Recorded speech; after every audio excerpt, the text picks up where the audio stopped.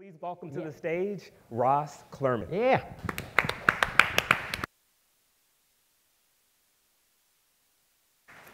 Good afternoon. All right, thank you. First, I'd like to thank all of the hosts, the sponsors, Google Fiber for having us here. They've done a great job at putting this on. I did that for two reasons. I've rehearsed this presentation about 5 or 6 times, and every time I come in at about 12 minutes, so I just ate up about 30 more seconds I could use. And it's good customer service to always say thank you. As the two gentlemen that were on the stage earlier just mentioned, that I'm here to give you a presentation on how to provide customer service via social media the right way or correctly, depending on what you want to say. Before I get into that, though, I'd like to tell you 4 quick things about who I am, because you probably have no idea. I'm from Kansas City originally. I grew up there. Go Royals. I've lived here in Austin since 2009.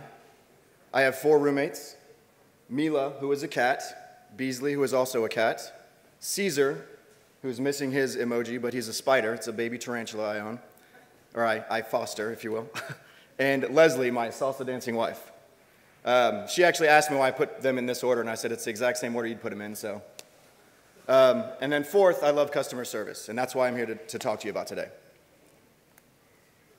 My presentation is broken up into 2 different types of slides: facts that are used to back up what I'm telling you, also for you to use in your businesses to keep in mind, and then also just the rules that I'm going to provide you with, or tips on how to provide good customer service via social media.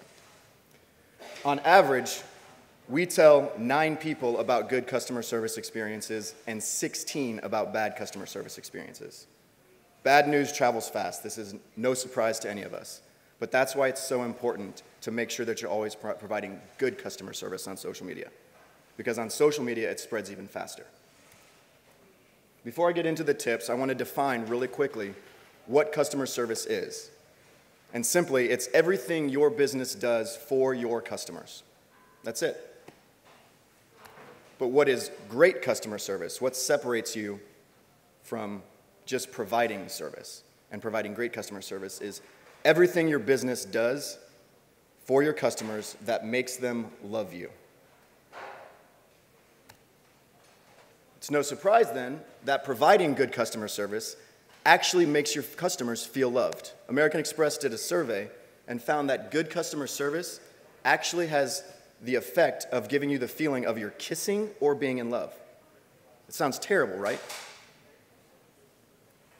And it's important to make your customers love you because 7 in 10 Americans will spend more with businesses they believe provide exceptional customer service. Not only that, but just a 5% increase in customer retention can boost your profits by 95%. A 5% increase in retaining your existing customers can almost double your profits. Rule number 1. Get to know your customers.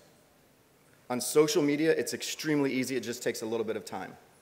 You're 1 click away from a profile that tells you who they are, where they live, a little bit about them, their bio, what other things they're sharing, who they connect with, and that's a customer that you have, and now you know a lot about them. So get to know them. When you make that personal connection, you double your chances of getting what you want. Whether it's an opt-in, whether it's a sale, whether it's just a happier customer, you double your chances if you can personally reach out to that individual. Rule number 2, be available 24/7. It sounds impossible because it actually is. You have to sleep, you have to eat, you have a life to lead, you have a business to run. But social media doesn't have open hours. Your customers are tweeting, they're posting on Facebook, they're sharing on Instagram about your business all the time. And if you're not available to listen to them, someone else will be. And I'm referring to your competitors. So you need to be available 24/7 on demand. Because 42% of your customers expect a response within 60 minutes. And 32% expect a response within 30 minutes. No matter what time of day, They expect you to be available on demand.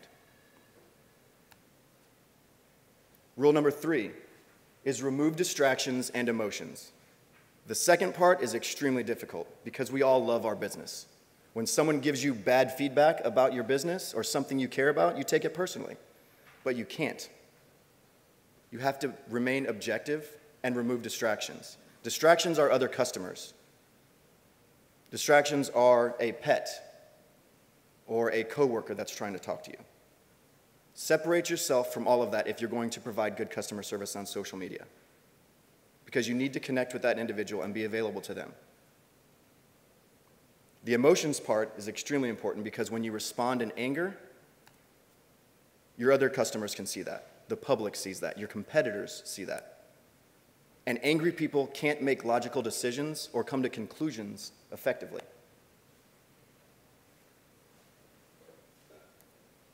Number 4, teamwork is key. Share the responsibility with your teammates, your coworkers, your family, whoever you have running your social media. Share that responsibility. You can't do it yourself. You'll go crazy. I've tried. It's important that you don't miss any complaints, because the one complaint you hear means 26 other customers or people that were dissatisfied didn't say a thing to you. As I mentioned earlier, 16 people will hear about that bad customer experience. Your business is not one of those 16 people. 96% of dissatisfied consumers will not complain to you. They'll tell their friends, their family, their colleagues, everyone else how bad you are except you. But sometimes they will, and if you're listening, you'll hear that complaint, and you need to pay attention and be available so that you can address it head on. Number 5, keep it simple. Remove the obstacles from the customer's way and solve their problem now. If someone comes to you on social media, a customer, if they tweet to you and say, I had a bad experience, don't ask them to send you an email. They're there right now. Talk to them. Figure out the problem. Figure out how you can solve it right now. Why? 70% of your customers will do business with you again if you solve their problem. But 95% will if you solve the problem on the spot. So you're increasing your odds of keeping them as a customer, and when you keep your customers happy, that 5% increase in customer retention, you boost your profits. Number 6, show some love. As I mentioned, you are literally a click away from their profile and learning a lot about your customer on a personal level. So show that love. Get to know them personally and try to get them to fall in love with your business, your brand, maybe even you, because your competitors are also a click away. And if you're not going to provide that customer love, your competitors will. I put a strike through the 10x because it doesn't matter what that multiplier is. It can range from 2x to 100x depending on your business, depending on your product, depending on what you do. The point is that it costs more to get new customers than it does to retain your existing customers. Further, 67% more spending power for those existing customers. On average, they spend 67% more than new customers.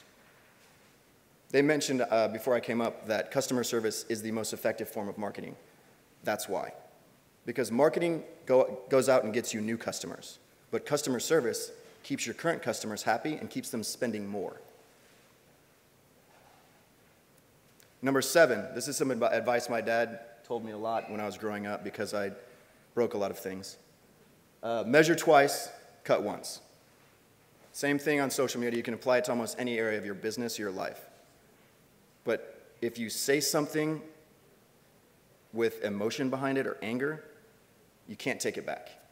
On social media, you can delete the tweet, you can edit your Facebook post, but if one customer heard that, you've already impacted them. You've already changed their perception of your business. And the customer's perception is your reality.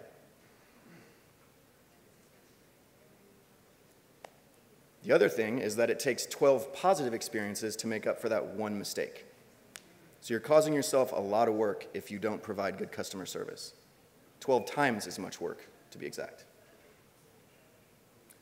As I mentioned, I breezed through my presentation fairly quickly.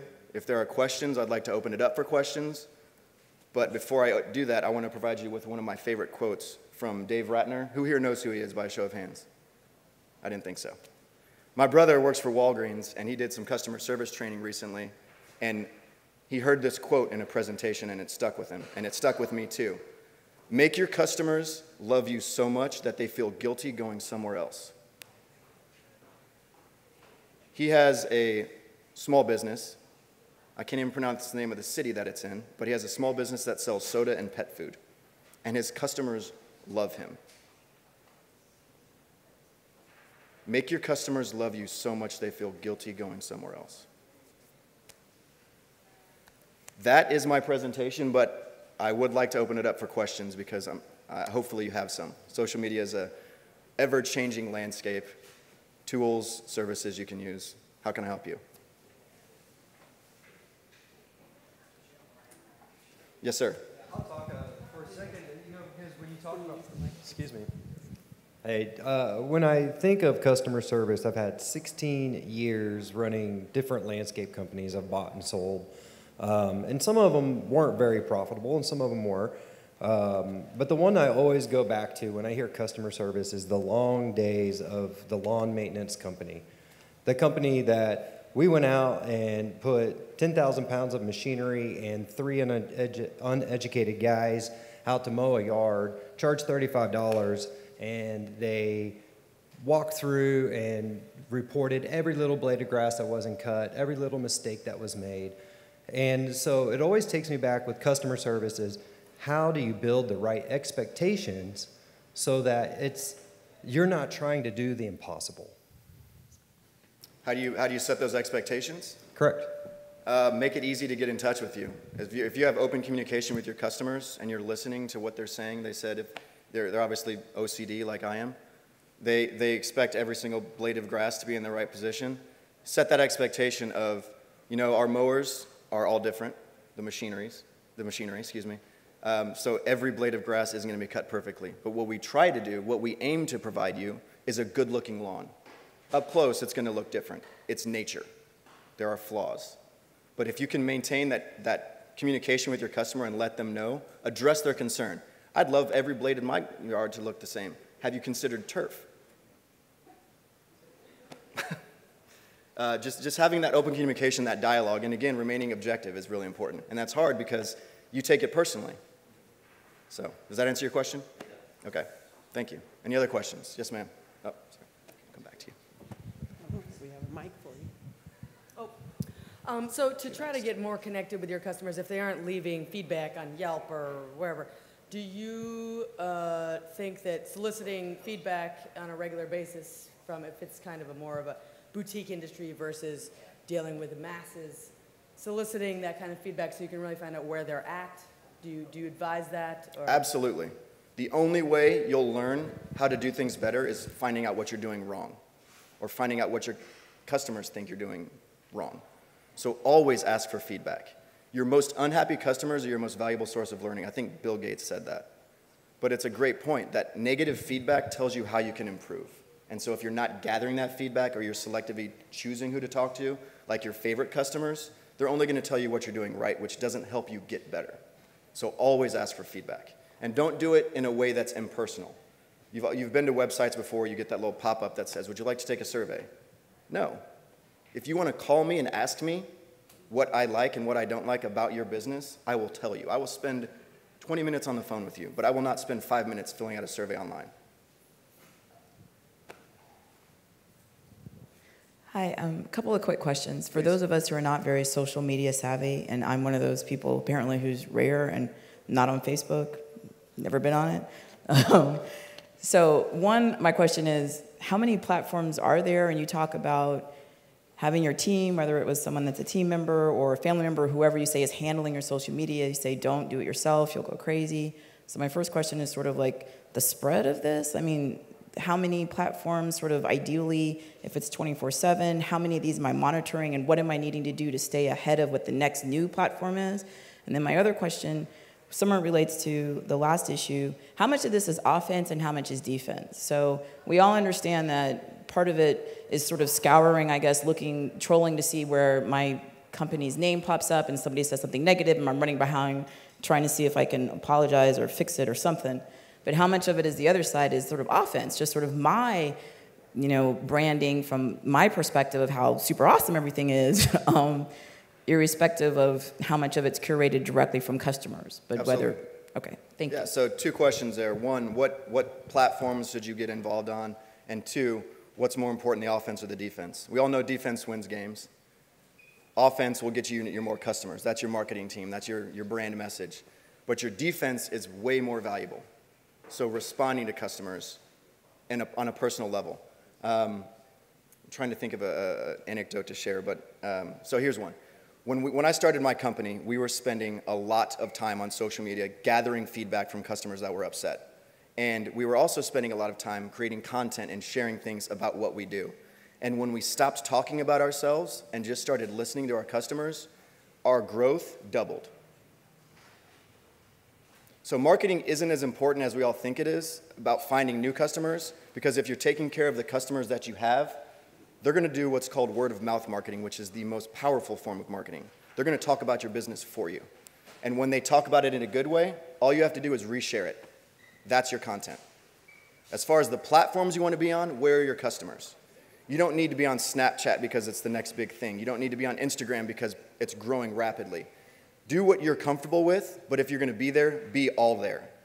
So if you're going to get onto Snapchat and try to provide that as a way for you to talk to your customers, don't just create a profile and let it sit. You have to be there to maintain it.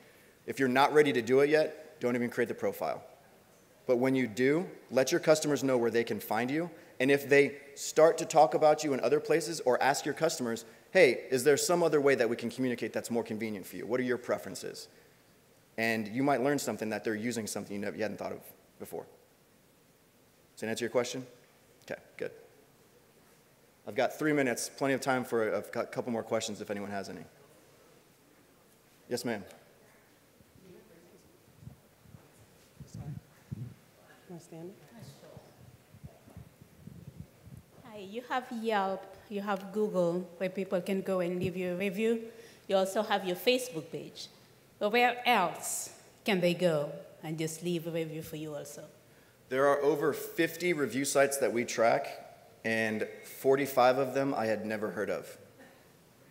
There are niche review sites for the most obscure industries and businesses you can think of. And if you have my card already. If you send me an email, I can send you a list of what those are. But for local businesses, yes, Yelp. We all know the 800-pound gorilla in the room, Yelp reviews. There's TripAdvisor, there's OpenTable, there's Facebook reviews, there's Google reviews. People can provide feedback on any social platform there is because they can talk about you. And if you're lucky enough for them to mention you, you'll hear about it. If not, you won't. Foursquare is another one, a technology that was really big a few years ago and has kind of dwindled. But there is a way for businesses or for consumers to actually like your business and provide you with feedback via Foursquare. So there are a lot of them out there, and I can actually send that list to you. If anybody wants that, please feel free to reach out. Any other questions? 2 minutes. I have a question. Yes, ma'am. So as an entrepreneur, we go from having a business on paper to having the business in reality, and we're developing a niche. Mm-hmm. So sometimes we find that niche on paper and the reality aren't congruent. So when it's not congruent, sometimes I create clients that aren't as happy as I would have liked them to be. What do you recommend as the business is developing and growing that we can keep that in place so we're not burning bridges and creating an audience who maybe wasn't as happy as we'd like them? So maintaining that happiness with your customers, how to do that? As I mentioned before, is being available and showing them that you care enough to solicit their feedback. Asking them every step of the way, is there something that I could do better or differently in your eyes? And talk to that individual. Don't send a mass email out. A great example of this, I recently purchased a book from a company that's here in Capital Factory called Weeva. They print books, and they actually printed Steve G's book. When I bought that book, the CEO wrote me a personal email by hand that said, thank you for your purchase of the book name, and is there anything about our process that was online that you didn't like or that we could improve? And I spent time and wrote her back an email. And when you do that, you create that connection, you open up that communication with your customers, and you'll get feedback. I think that's it on time, yes? All right, thank you very much for your time and attention.